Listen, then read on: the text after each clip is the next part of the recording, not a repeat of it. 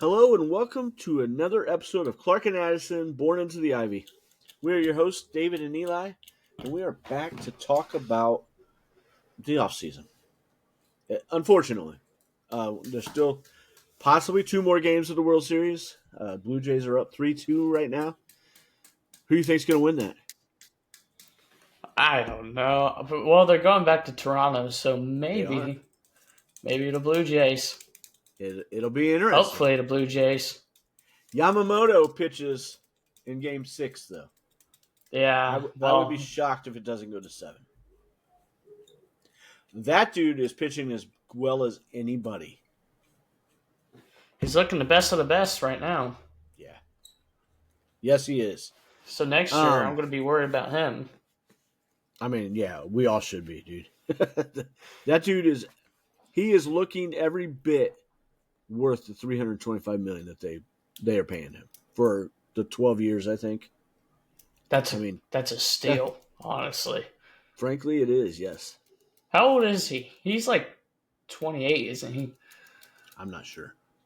I don't even know how to say his first name, so I can't even Google it. Yeah. 27 right now. He just turned 27 August 17th. Oh, okay. I'm scared Roki Sasaki's going to be good too, and the Dodgers are going to be in a World Series every year. Roki is going to be good because he's still young. Yeah.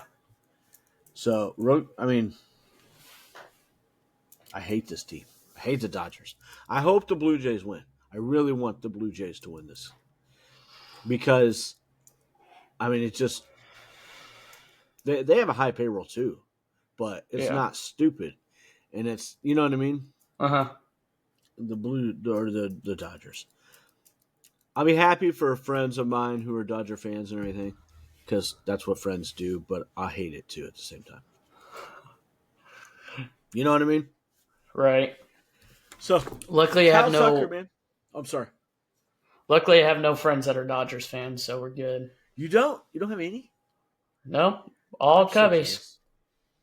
One of them's my brother-in-law. Anthony's brother. He did grow up out there in Southern California. But he could have rooted for the Angels. That's not a good excuse. Poor excuse. So the Cubs have 9 free agents going into this year. And then they have some other guys who have options for contract club or player options as well. So they're probably going to end up with more than the 9.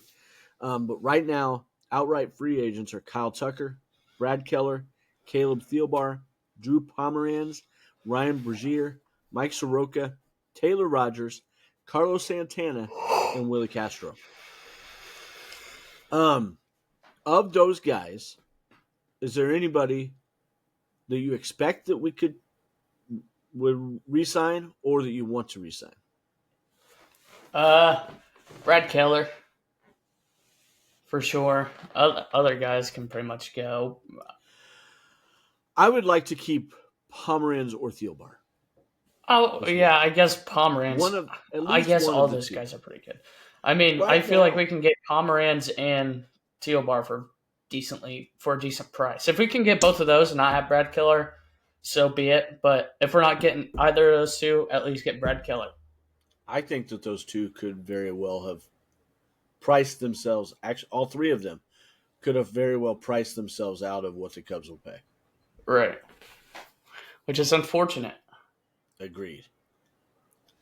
I wouldn't be shocked if Brad Keller gets 2 years, $16 million, or 3 years, $24. You know what I mean?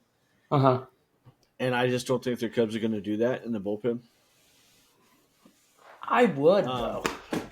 I don't think – I think Pomeranz and or Thielbar probably get $5 to $6 million. But Pomeranz specifically, I think, and Brad Keller both said that they love pitching in Wrigley. Andrew Kittredge has said that as well. So how much? Maybe they'll take a little less as a result. But like Keller, he he's not owned by a smaller agent. He's owned by or not owned. His agent is one of the bigger conglomerates, and typically, unless the player truly drives it, they encourage them to take the most money that they can get. How much were the Cubs? You probably don't know this, but how much were the Cubs playing like Aroldis Chapman and Craig Kimbrel? I know those two are like probably even better than those players, but Kimbrel sucked. I mean, I liked that they were aggressive and tried to fill the hole, but he sucked for us. And Chapman, we rode that guy to death. Like, he was misused for sure. And but the Cubs had no plans to keep him. Right. After because they traded for him in 2016. They rode his butt all the way through, and they had zero plans to keep him. That's why they did that. There's no way they would have used him and utilized him the way they did if they had not planned to keep him, or if they had planned to keep him. And if I'm wrong on that, then shame on them, because that's just malpractice. You know what I mean? Mm-hmm. The way, like, he wasn't effective at the end of the series. Nearly as effective as he could have been and should have been, because Madden just misused it. In my very, like, we won that World Series in spite of Joe Madden. I truly believe that. And the way he managed that series in the playoffs. Mm-hmm. Don't get me wrong, that dude's a good manager. I don't think he's as great as some people tried to make him out. Yeah. He's a really good manager, and we may not have won the series without him. I don't know. But the series itself, we won that in spite of him. Do you think we would have won it with Craig Counsell? I very much do think we can win a World Series with Craig Counsell. I mean, with the 2016 team. Yes.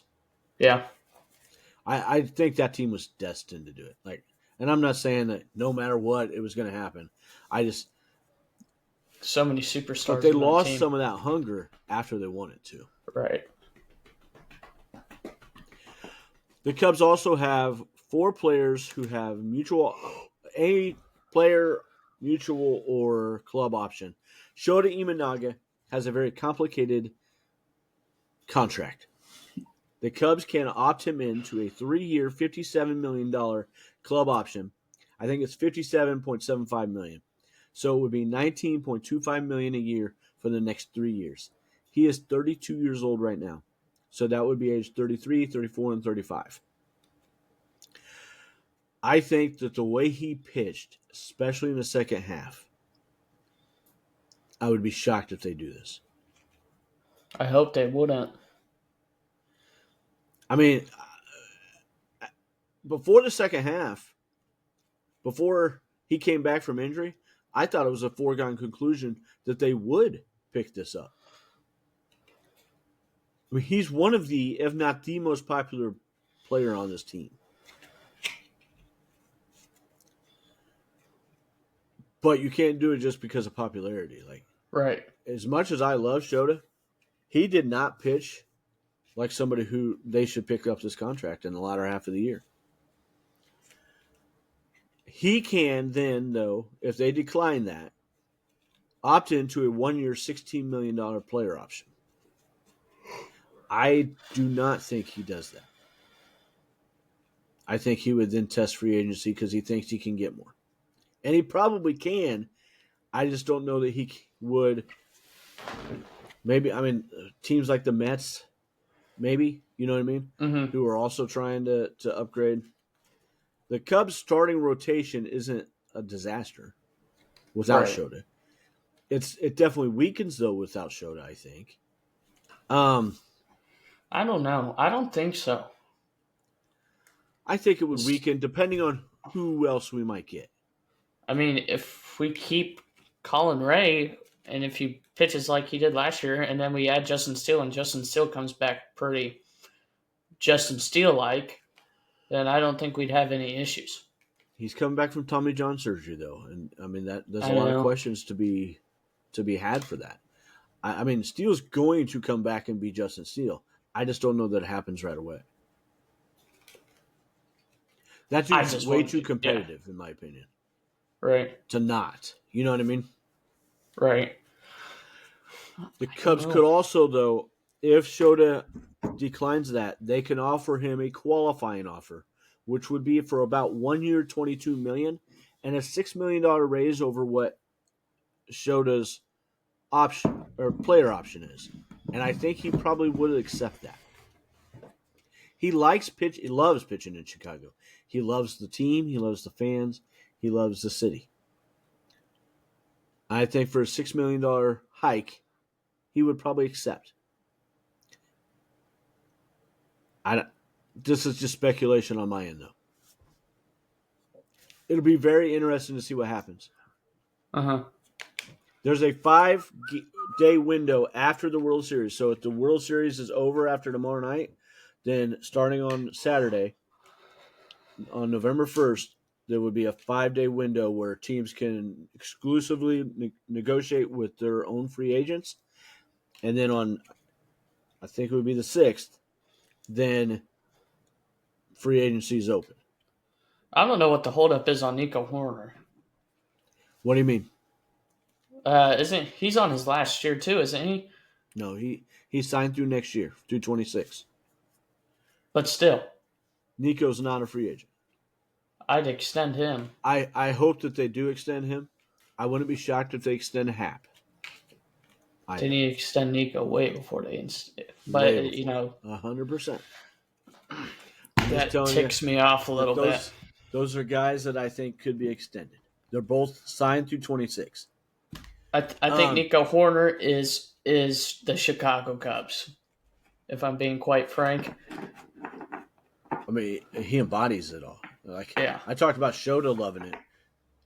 Nico loves it here too, but so does Ian Happ.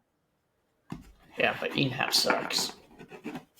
He doesn't suck, but he's incredibly frustrating, and I don't think he comes up in moments when he really needed to on a regular basis. Every once in a while he does, but not like Nico does, or even Seiya. I think Seiya does it far better and more. Andrew Kittredge has a 1-year club option for $9 million.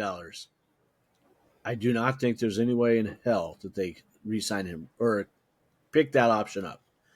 I do, however, hope, because he said that he's never enjoyed a season in a city as much as he has, even though it was just half the year.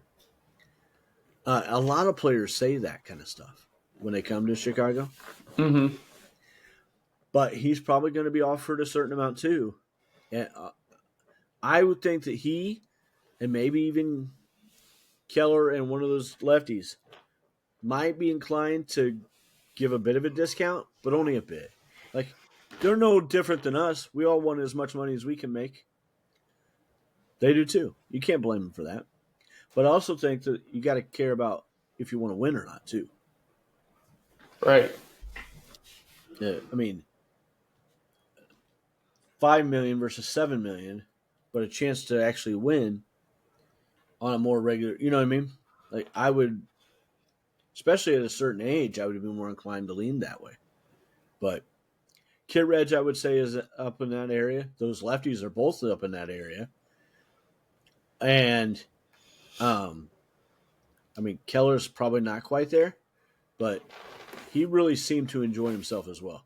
So I have hope for that, but it's not like huge hope. Colin Ray has a 1-year, $6 million player option. He's crazy if he accepts that, because he definitely has earned a bigger raise than that, even if he stays with the Cubs. Right. And Justin Turner has a 1-year, $10 million mutual option, and I would be absolutely stunned if the Cubs were to pick that up. Falling off the payroll is Kyle Tucker at $16.5 million, Ryan Presley at $14 million. $5.5 million of that was paid by Houston, so the Cubs paid $8.5 million for Ryan Presley this year. Ryan Brazier The Cubs paid $2.8 million for him. The Dodgers paid $1.7 million for him. Colin Ray at $5 million. Caleb Thielbar at $2.75 million. Drew Smyly at $2.5 million. John Birdie at $2 million. And David Bodie at $1 million. A couple of those guys didn't even play for us. David Bodie? Yeah. I thought he was on the Dodgers. He is, but the Cubs are still paying him. That alone accounts for $41.05 million of guaranteed contracts coming off the books. Some of that will be eaten back up in arbitration raises. However, Justin Steele is the only one who is expected to get anything of consequence with that. The Cubs had $228 million of payroll in 2025. For 2026, as of right now, hold on. Sorry, man.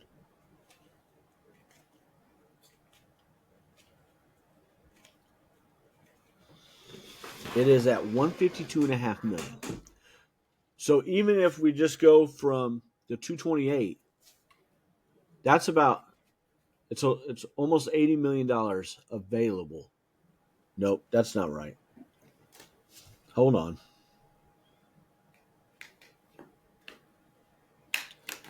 I didn't math very well.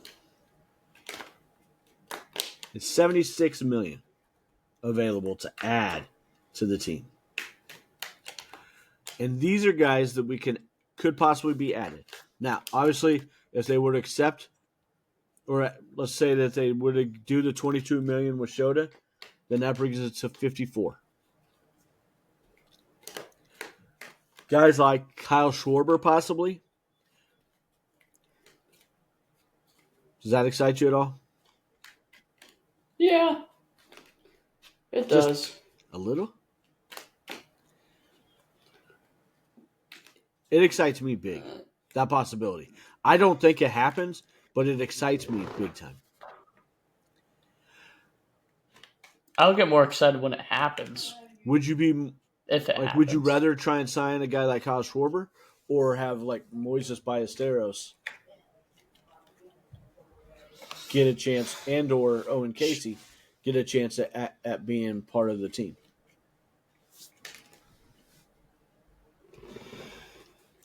That's a tough question. But, Kyle Schwarber and all his home runs and RBIs he gets in his experience. But at the same time, you want to watch Moises Ballesteros and Casey grow on the team, especially Moises. I want to see that guy play, but I think I don't know. That's a tricky question. I think if you can add Kyle Schwarber for $25 to $30 million, you've got to. And let's say I'll play the outfield or figure something else out with that. I mean, would you rather see the offense have this? Let's say everybody else is back except for Kyle, obviously, because we don't think he's going to come back. But I think that there's an outside chance that could still happen. But let's, for argument's sake, right now, assume that's not going to happen. So let's then say we can sign Kyle for $30 million, but to free up some of that space, roster-wise, or not roster-wise, payroll-wise, we can trade Seiya. And Seiya agrees to be traded for some prospects or a bullpen arm, or you know what I mean? Or a combination of all that. And we offset like $10 million that way. And so really we signed Kyle for $20 million additional. And then Owen Casey gets a chance to play, or Kevin Alcantara. Would you rather have Schwarber and one of those two rookies? I'm leaning towards Casey would win that out. Or Seiya and Ballesteros, along with the rest of the team. Schwarber and Casey, probably. I lean that way too. Because I think that it would be. I just think even. Go ahead. Schwarber is way more consistent than Say is. That's what I was about to say. And Casey can play pretty solid defense. I think. Yeah, too. like he showed that very much, and I think that there's going to be learning curves with either rookie, Ballesteros or Casey. And this doesn't mean that Ballesteros doesn't play at all. Right. Like on a major league team, that he can't make the major league team. I think he could play a little bit of catcher. He can play a little bit of first base. The problem with that is, I mean, him and Michael Busch are both Schwarber's lefties. The full-time DH. I don't know. Do we want him to just be a bench guy who plays periodically? Probably not. So, in all honesty, whichever rookie doesn't have plans on the team, I think, be it Ballesteros or Casey, then I think that they probably end up in a trade for a starting pitcher. For a guy like Pablo Lopez, Joe Ryan, Sandy Alcantara, Mitch Keller, Mackenzie Gore, those are just a few. There's a whole lot of other possibilities. But I think that they add a starting pitcher, and if they were to sign a guy like Kyle Schwarber, it would, to add to the starters, you would almost have to trade at that point. You know what I mean? Because guys like this are available via free agency. Ranger Suarez, Dylan Cease, Michael King, Framber Valdez, I don't want him. Brandon Woodruff, Zach Gallen, and Merrill Kelly. Zach Gallen and Merrill Kelly, possibly, you could sign them and Schwarber. But the other guys, that'd be nice. I don't disagree. I just don't think that it gives us the frontline starter that we want, though. Those other guys would. Suarez, Cease, King, Woodruff, even. I would be happy with Woodruff. One, that takes away from the Brewers. And two, I mean, he's not frontline guy. He's not a one, but he's 2 or 3. And I think Cade is developing into that 1 or 2. Steele is, when he's fully healthy. I just think it's going to take time. I'm excited for Cade Horton ball next season. What do you think about Dylan Cease or Michael King? I'd be fine with Dylan Cease. I don't really know much about Michael King, though. I think Michael King is just as good, but more consistent. He doesn't have quite the upside that Cease can have, but he's going to be more consistent. I don't disagree. I would ultimately prefer Cease. I just think that Cease is probably going to be about 30 to 40 million more than King. Not per year, but in total contract. Right. Like, I think King is a guy that might be able to sign for like 5 years, 90 million to 100 million. And where Cease is going to be 5 years, 130, 140 million. You know what I mean? Right. Yeah. And that can be a massive difference when you're trying to put together the rest of the team. But I don't think that they can sign one of those guys and Schwarber. However, I think that the Cubs are probably going to lean more towards the starters.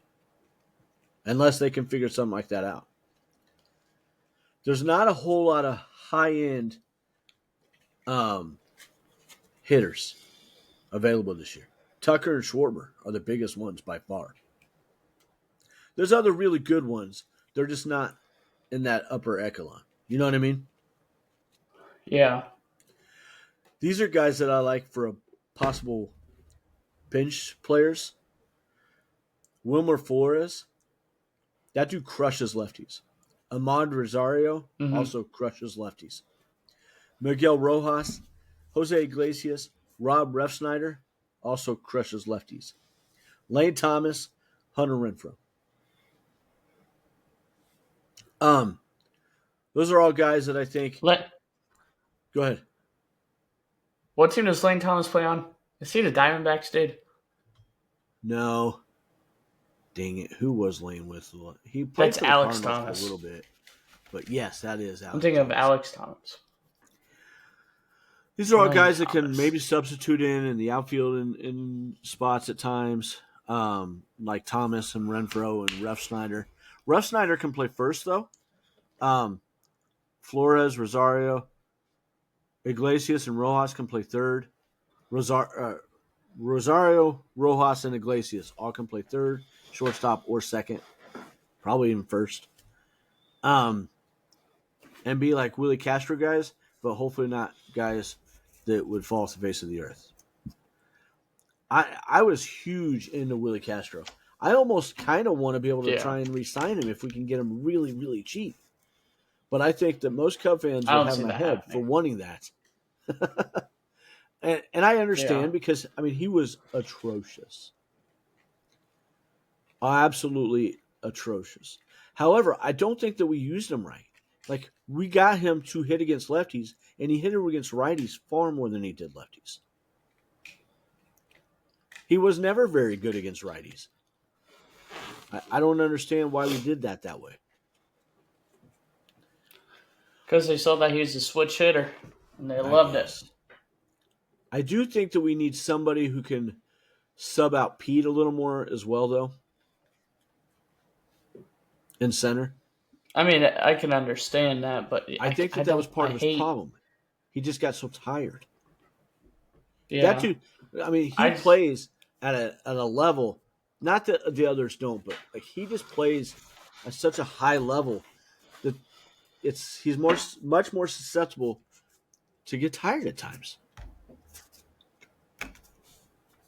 I mean, maybe he just hate every 25 games. I just hate to see him not out there on defense. I do too. But be strategic about when you sit him. Like sit him on a day game when you have an off day the next day. You know what I mean? I don't know. Yeah. I just and none of those guys that I just said I think are great guys to play center field. So I mean, Seiya can do it. He's got the range. He just doesn't have the glove. You know what I mean? Yeah, I would never. And I don't really like that idea. If Hap was just a little bit faster, he'd be a great guy for it. I don't disagree. I mean, Ahmad Rosario he used to play center. Could do it. Rosario could probably play center. In all honesty, I don't know if he's straight for Harrison Bader. That's something to check. I don't dislike that idea. I think that's a pretty good idea. Harrison Bader, I like that. Yeah, he hits lefties well too. I actually really like that idea. I think he might be a little more expensive than what some of these other guys would be, but man, I like that idea a lot actually, because he could substitute out for all those guys, right? And play competently well, because he's quick. To more than competently. Mm-hmm. I think that's an excellent idea, actually. Great idea. Send that in to Jed, buddy. Jed don't care about nobody but himself. I mean, so Chris Sale is also a possible starting guy. Jack Flaherty, Zach Littell, Shane Bieber, Dustin May, Walker Buehler even. The one I like the most of all those, especially if we were to try and get two, I just don't know how we'd fit all that in unless specifically they don't keep Shota. I like Shane Bieber a lot. I just don't think. Yeah, I thought about that too. He's in between. Shane's like in between that front line guy, and like he's probably more of a 3 on a really, you know what I mean? But depending on how Cade sorts out, like that could end up.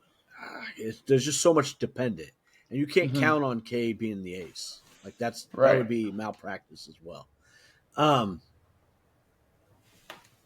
Would it make more sense to not keep Shota Imanaga, as much as that sucks on a fan level, and sign like a Dylan Cease and Shane Bieber. I wouldn't be upset about that. I wouldn't be upset about it either. But I think that there's no way you can sign a guy like Kyle Schwarber at that point, though. Right. I mean, they absolutely could, but they don't want to. Okay. There's no way they're going to if they're trying to stay within the same kind of budget. They don't need to stay in that budget. I don't disagree. They could spend a lot more money. I'm trying to be realist about it. I think that they should go all in and sign Dylan Cease, Shane Bieber, and Kyle Schwarber. All three of them. There's zero reason why you shouldn't. Even if Kyle was $35 million. And let's say Cease is $30 million. That's $65 million right there. And then we haven't even talked about Bieber.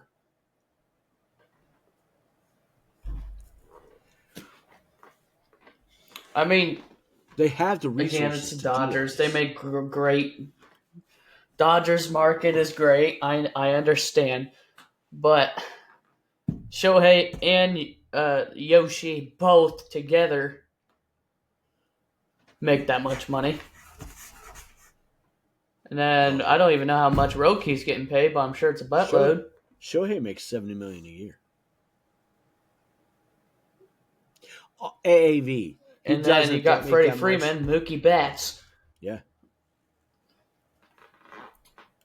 So my point is, the Cubs aren't going to spend the same way the Dodgers do, but they do have enough money. Right, but and we'll talk a little more about that in the next episode, because I've broken that down.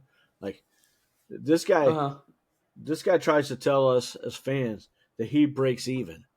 If he's breaking even, we'll go more into that next episode. We'll do that more next episode. Some of the relievers that I like, you know, Devin Williams. He played for the Brewers, got traded to the Yankees this year. His ERA doesn't look great, but his peripheral still looked pretty decent.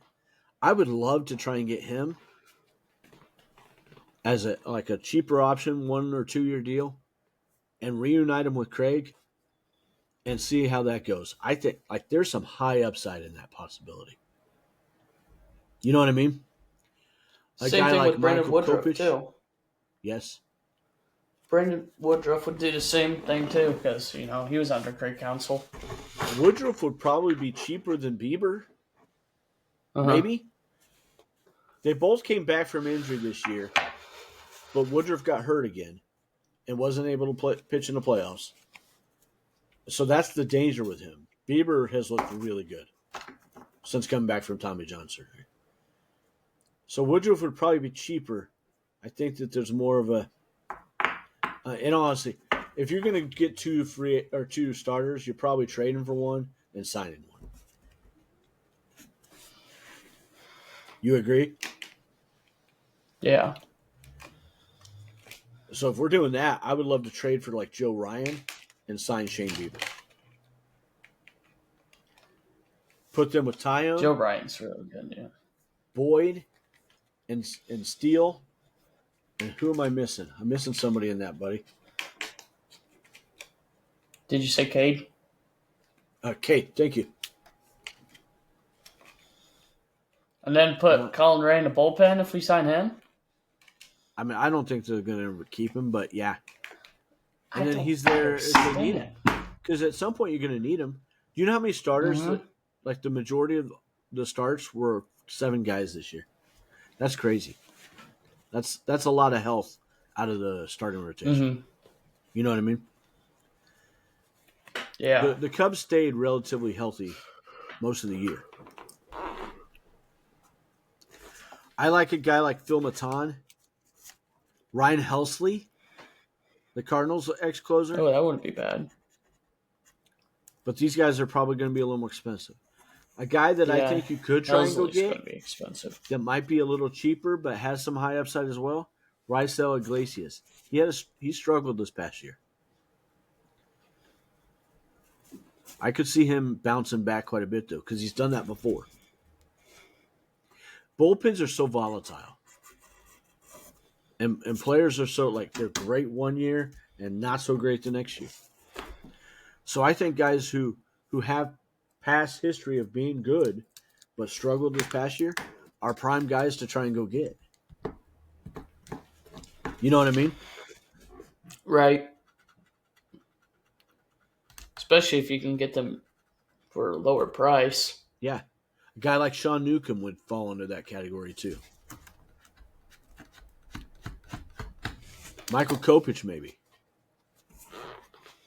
as well. But let's end it there.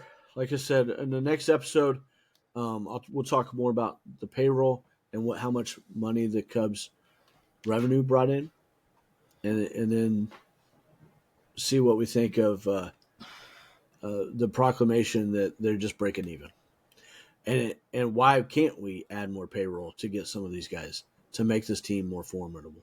Because the offense needs a little bit of help too. The biggest problem is where are we going to add that?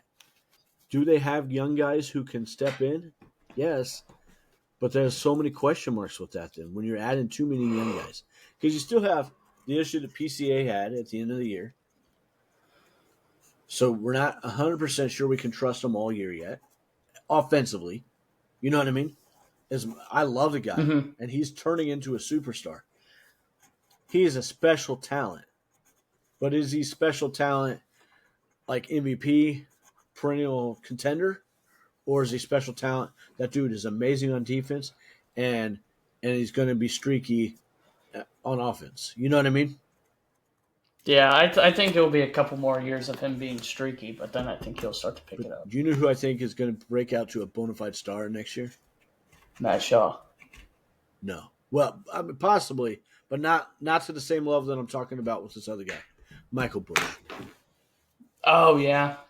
I mean, to an extent, he kind of did this year. But, I mean, I think he turns into a possible MVP guy.